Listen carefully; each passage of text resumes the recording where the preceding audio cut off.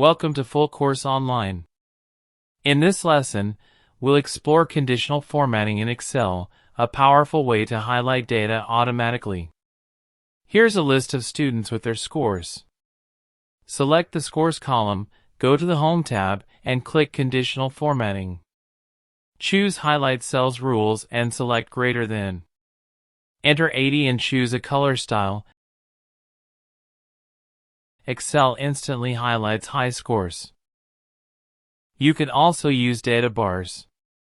Select the Scores column, go to the Home tab, and click Conditional Formatting. Choose Data Bars. Select Gradient or Solid Color. They act like mini in-cell charts that show score magnitude.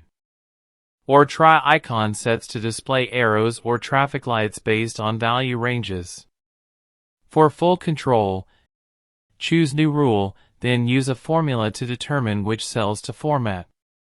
For example, type equals B2 less than 60, click on Format and choose a red fill to mark failing students.